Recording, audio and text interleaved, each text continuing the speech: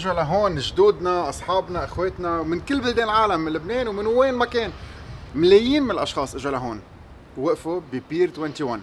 هيك نعمل برمي جوا تنشوف كيف وصلوا، كيف قشطون اغراضهم، كيف حطوا قوانين عليهم، كيف قالوا لهم شو لازم تعملوا، كيف علموهم على الاكل الجديد وحطوهم على هول الترينز وراحوا تقريبا يومين تيوصل على مونريال، 7 ايام تيوصل على فانكوفر. ومن هون بلشت قصتهم. واللي اجى يرجع يفل صار له اكثر من 30 40 و50 سنه، وحتى في ثيرد جنريشن ناس خلقت هون، بس اكيد ما نسيت هي من مين. هيك نعمل برمي ببير 21 ونتعرف على هذا المتحف اللي بيذكرنا كيف كندا بلشت ومين الاشخاص الموجودين هون، وكيف اكثر من يمكن 150 جنسيه عاشت مع بعضها تبنيه البلد.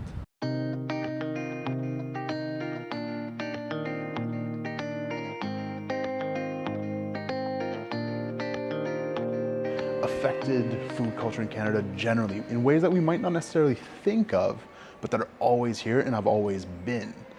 And then we get the evolution of different peoples coming to Canada. For instance, over here in the corner, we talk about the Irish potato famine that brought Irish immigrants to Canada in the hopes of finding better lives for themselves. But in the same breath, we also talk about potato cultivators in Peru and in Chile who cultivate thousands of different varieties of potatoes. Things that, well, to the North American audience and to a lot of the European audience, if we go back 100, 200 years, completely unknown. And now this is all coming back to light now as heirloom crops are starting to become more and more popular nowadays. Now, if we continue in this direction over here, we also talk about the historical impacts of European colonization in North America. Bison herds, which used to be the lifeblood of many Indigenous peoples in Canada, how now their populations have shrank and shrank and shrank over the centuries. Their historical grounds to what we can now find more or less nowadays in these small pockets spread across the northern United States, as well as Canada. And finally, we make it to favorite part of the exhibit. As much as I love talking about food, making it is the most fun for me. So in this section here, we have different foods brought from all over Canada around this table. We have the donair brought to Halifax. We have pierogies, we have bagels, and we also bring the tools that we need to make those things. Because of course we require some specialized equipment. So one great example is the kibbe from Lebanon. And if I'm not mistaken, donated by one's very own family, by Bassam Nahas. Yes. So coming from Lebanon, this used to make, of course, a very traditional food, kibbe. And so I found a recipe for it, wanted to try to make it. I don't have one at home. I will have to rectify that. But these are the things that folks bring with them. Food is such an important connection that you would bring this stone mortar and pestle to make this food because you aren't sure, am I going to find these things once I settle down in Canada? Am I going to be able to recreate these foods? Am I going to be able to keep this important cultural connection with my homeland that I'll be able to pass on to my children, their children, and the people that will surround me in my new home? So this section here is important. It talks about that connection to the homeland all while living in a new place. But in the same breath, we also adapt, as not everywhere in Canada has access to everything we might need for some of those traditional foods.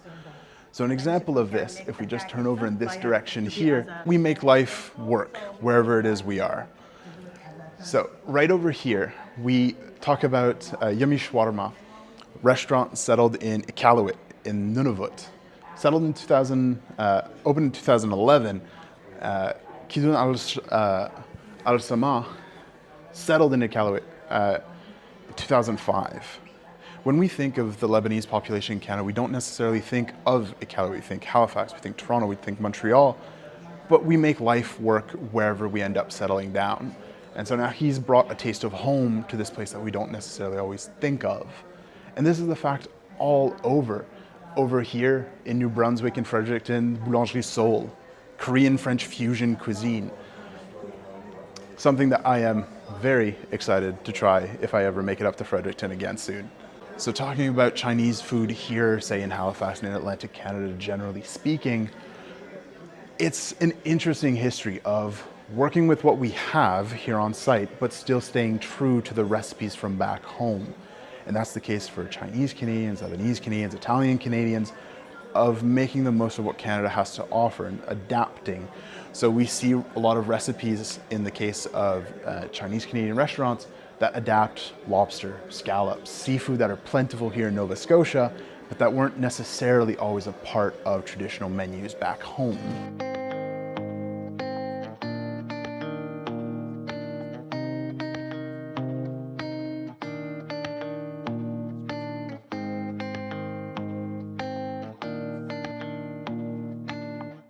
Features different foods that people say they make in memory of someone else.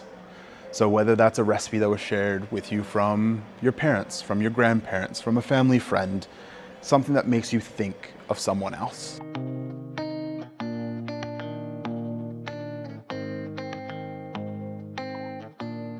You'll find folks who say cow's ice cream, very specifically popular in this region. Ice caps.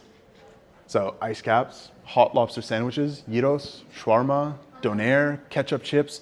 You'll find poutine, you'll find honey dill sauce from Manitoba. You'll find everything. Apple crisp, apple cider, minestrone. So you can really find little bits of everything because Canadian food is shaped by the folks who live here, by the folks who have lived here, are living here now, and will live here in the future. It's in constant evolution. That's what makes it the most interesting, is that it isn't stagnant. Anyone can revolutionize what Canadian cuisine means to any one person. And that's what we're really trying to share here in this exhibit, that everyone can contribute to it, everyone can make something new. So that's our Eat, Make, Share exhibit in a crash course format. I hope you liked it. We're very, very proud of it. We have it here until January, after which hopefully we'll be able to share it with the rest of Canada. So between 1928 and 1971, through this very building, nearly 1 million immigrants make their very first steps in Canada. Moreover, it's roughly calculated that about 1 in 6 Canadians have family that immigrated through this building within 2 generations. That's about, 7 million people that have a tie to Pier 21 within either their parents' or their grandparents' generation. Right now, we are all the way over here in what used to be the men's washroom. We've done a few renovations since then. But otherwise, when immigrants come to Pier 21 for the very first time, their first steps are made in the long hallway that's here, the landing deck. So you make your first steps into Canada, and then you enter into this much larger room, the assembly hall, which is where you're going to do all of your immigration process, your questions. Who are you? Where are you coming from? Why are you here? Where are you going in Canada? What do you do? You also do a physical test. So you make sure everybody's healthy. From there you go through customs, and customs, when folks come back to visit us at Pier 21, customs is typically the first thing that they remember. Because if you immigrated through as a young child, you might not remember each and every little detail, but having your food taken away from you, that sticks. So here, a lot of folks come to Canada with food from their home countries, whether that's cured meat, cheeses, baked goods, because you don't know if you'll ever be able to find it in Canada. Then you get here and customs, they look through your baggage, they take all the food that you have, throw it into bins, and more often than not, that food gets burned by the end of the day. Because no food could leave Pier 21 for fear that germs or bugs could enter Canada through the ports. And so it was stated that no food should pass through the building. Now, some folks managed to sneak around that, and we can talk about that a little bit later. Now, from here, you head down to the train to buy your train ticket. It is one of the best things the Canadian government does for immigrants coming through Pier 21. They make train travel affordable. It is $7 to get from here to Montreal. It's a 2-day train ride for a family of 4. It is $7 to get from here to Vancouver, a 7-day train ride. It is the same price to get anywhere in the country because the Canadian government wants folks to settle down where they want to settle down and not where they can afford to settle down. From there, you head down, you pick up your big suitcases, you essentially go through customs again, and from there you head down to the train station, and then all the way down at the end is where you would go to the Canteen. It's to buy yourself food for the rest of your journey across Canada. Now that's where many immigrants make their first meeting with Canadian cuisine, which for some, the initial taste can be a little strange, to say the least. It's not, at least, not like how it was back home. Now, from this point, I invite you to follow me just off in this direction as we head towards the ship, because between 1928 and 1971, the vast majority of Pier 21's immigrants make the trip overseas by boat. It's something that is much easier said than done, as it takes a number of days. So on average, it's anywhere between 5 to 7 days if you're leaving from somewhere like France or Great Britain. It can take anywhere between 10 to 14 days if you're leaving from somewhere like Poland or Italy. Now, welcome aboard. If we look out the window, not a real window, this is what we can expect if we are traveling in tourist class. Now, tourist class is essentially a half step between third and second. It is right in the middle. And it's made to sound a little bit fancier. Saying I traveled in tourist class or saying I traveled in third class, one sounds a little bit better than the other, but it's not especially affordable. In today's money, it's anywhere between $2,000 to $2,200 roughly for an adult. It's anywhere between $1,000 to $1,500 for a child. So for a family of 4, 5, 6, 7 people who are typically leaving their home countries in times of turmoil, so for example, a lot of European immigrants are leaving right after the Second World War. Immigrants coming from Lebanon are mainly coming right after the Civil War breaks out in 1975. So money isn't necessarily the object for a lot of these families, so we travel in either third or in fourth class.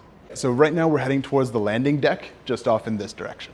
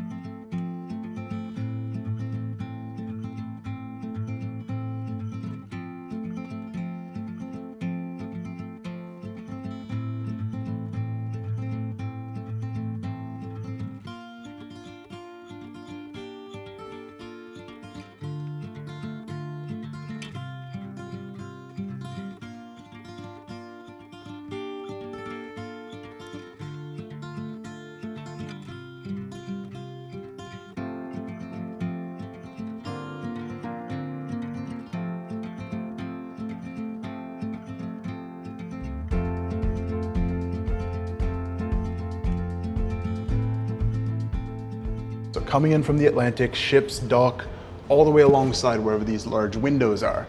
As back in the day, these would be big wooden doors that would swing open, the ship would lower a bridge, and immigrants step onto the floor where we are now. The floor that we're walking on is the same as in 1928. This is where nearly 1 million immigrants make their very first steps into Canada.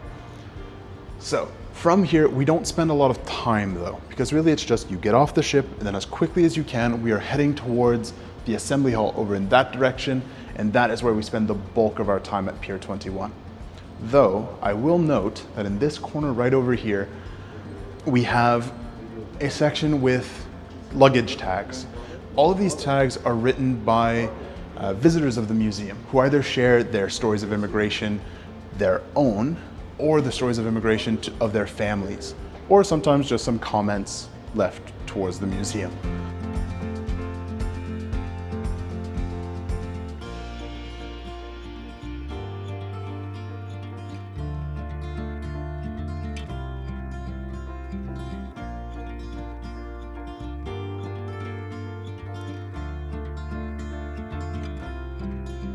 In this room, if you can imagine, the room being the size of the entire exhibit today, this is where we would have housed anywhere between 500 to 600 people at a given time. And so eventually, you're called. It's your turn, you go up to the little desk, you sit down, and the gentleman who sat there is going to say, "Hello, welcome to Canada," which is a wonderful sentiment if you speak English, as that is the main issue for a lot of immigrants coming to Pier 21, is the language barrier. As between 1928 and 1948, there aren't necessarily any translators in official capacity. So, once we're there, if we speak English, the interaction goes as normal. If the language barrier is present, then it can get a little bit more complicated. On the sign here, which is an example of the sign that was at Pier 21 back in the day, we have the 7 most spoken languages at Pier 21. So in order from the top left down, we have Polish, French across from it, German, Dutch, Italian, Ukrainian, and English all the way down at the bottom. So at customs, we briefly talked about it earlier. The general idea of what do we bring into Canada once we leave our home countries. So for many, it's clothes, it's souvenirs, it's, for some, drugs, alcohol, firearms, and food. Now, for most immigrants coming to Pier 21, drugs and firearms are never amongst their things. Alcohol and food are, because these are the things that we bring with us if we don't know we're ever gonna find them again. So one great example of food, I met a lady the very first year I worked here. She was 89 years old. She immigrated to Canada when she was 7. And she remembers that when she left the port of Naples in Italy, her mother had put a salami on top of their suitcase and just told her and her 2 sisters, don't touch it. Okay. So they leave Italy. They get here, customs agent opens their suitcase, sees the salami, throws it out, closes the suitcase, sends them on their way. And so the 3 girls start panicking. Mom, what are we gonna do? What are we gonna eat? And their mother says, don't worry about it. That was just a decoy. All the good stuff was in the bottom of the suitcase. So they managed to sneak in with some fresh fruit, some cheese, some meat, stuff that they could actually eat on the rest of their way across Canada. And it's sometimes in these ways that we start businesses in Canada, import businesses that, so we bring things from back home, whether that's from Italy, whether it's from Great Britain, whether it's from Lebanon, whether it's from Germany, we bring things into the country to share with the community that's built around us. Speaking of community, here in Halifax, the Lebanese Canadian community is incredibly strong. Started in the late 1800s by a man who immigrated from a village in northern Lebanon called Diman. And when he came to Canada, he initially had come basically alone, founded a family here, and once he had made it, he had kids, and his children expanded the culture. And so the Lebanese Canadian community in Halifax is actually, when I have folks who come to visit us, typically off of cruise ships, this is their first time in Canada, this is their first time in Halifax, they ask me, what should I go and eat? This will upset a lot of people. I don't say seafood. I say Lebanese food, because Lebanese food is something that Halifax has very special in and of itself. Seafood you can find all over Nova Scotia, you can find all over the Maritimes. Lebanese food is something that only Halifax has. And so that's my first recommendation all the time. And then for folks who are a little bit weirded out by the donair, I explain to them what it is and they tend to lighten up to it. I always tell them, go try it. There's no better place to try it than King of Donairs, the OG. So there's a lot of stuff to try in Halifax.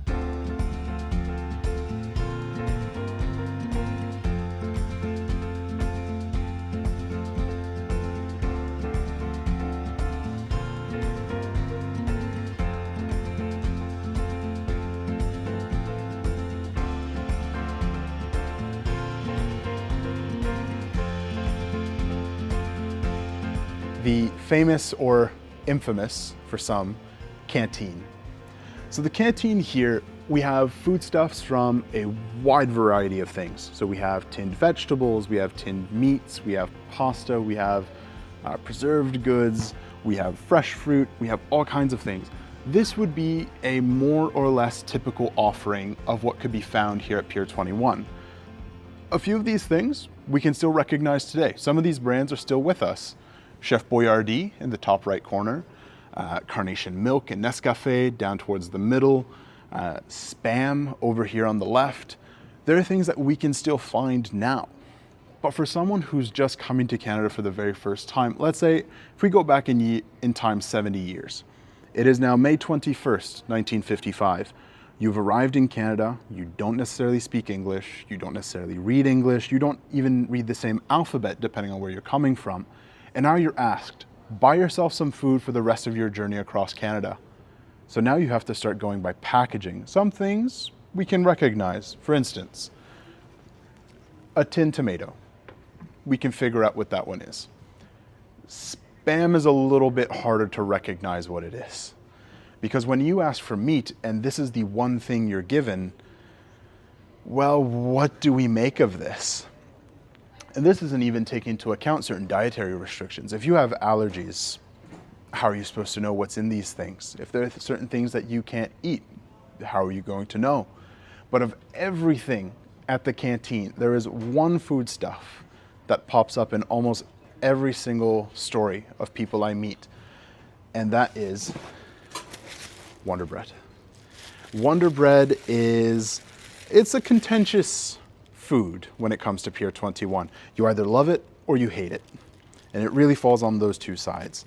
I have some folks who come back to see us who immigrated as kids saying that it was my favorite. It was sweet, it was like cake, and I got to eat it for breakfast. Others say that it was the worst thing they had ever put in their mouths. So that same little girl who came through here when she was 7, this is the first thing her family bought in Canada as landed immigrants. Because they didn't manage to bring any bread into Canada. The bread had either gone stale or they had eaten it across the Atlantic. So when she bought this, she tried it right away and she started crying. And she told her mother, "Mom, if all the bread in Canada is like this, I want to go back home." They were a family of bakers. So once they actually settled down in Toronto, they opened their own bakery. And when she visited a few years ago, she said it had been over 75 years that their family was making their own bread every single day because there was no way they could ever go back to store-bought. أنا بس عم بتخيل أمفادي بالضيعة يلي كانت عايشة بجبل لبنان من 1920 وخضرتها من تحت البيت ونعناعاتها من تحت البيت وجزراتها من تحت البيت، يلي ما وصل لها أبداً علبة حديد بحياتها، ويلي كانت هي بتعمل خبزاتها كل يوم. عم بتخيل متوني يلي جوزها كان ياخذ لها اللحمه كل يوم على البيت وما بحياتها سمعت فرنساوي او انجليزي وبتحكي لغه وحده، ووصل شافت قدامها هالعلبه او هالعلبه اللي مكتوب عليها سباجيتي. سباجيتي يعني مش معكرون، سباجيتي. واو، هذا المتحف بيعني كتير، بيعني للاشخاص اللي وصلوا اساسا. في ناس ما وصلت، قعدوا شهر تقريبا بباخره من محل لمحل رايحين على كندا، ما بعرف اذا كانوا عارفين واصلين على كندا، مثل اللي كان رايح على امريكا وصار باستراليا، او اللي رايح على استراليا صار بامريكا، هربان ووصل لهون. وصل ما بيعرف شو بده يعمل، ما بيعرف شو بده ياكل، ما بيعرف كيف بده يحكي. واليوم كنا على المطار امبارح وفي وحده وصلت قالت لها نو انجلش نو انجلش، ما دلتها على المكنه، وهلا المكنه ما فيها بس 6 لغات، صار فيها 60 لغه. فتخيلوا هول الاشخاص اللي فلوا ما بيعرفوا وين رايحين، وصلوا بعيد عن اكلاتهم، بعيد عن شغلهم. هالوقفه هون بتعني كتير. متحف رائع، ما بعرف عنه، ما خبرونا عنه ساعة بمونريال وما خبرونا عنه ساعة كنت بتورونتو، لانه ما بيخبروكم او ما بيعرفوا انه هن الناس غطت هون. بعدين مونريال تورونتو وغيره واوتاوا وصلوا بالطياره، كانت غيرت الايام. بس من هون التقى كتير لبنانيه وناس من كل بلدان العالم بالملايين، وانتقلوا وبلشوا برا وبلشوا يبرموا وين ما كان. شو تعذبوا اكيد، بس اكيد اهتموا فيهم توصلوا، ومنهم عملوا نجاحات كتير مهمه. انا عم برجع اتذكر، عم تخيل امتوني بس وصلت وقالوا لها نقي اكلاتك يا مرة.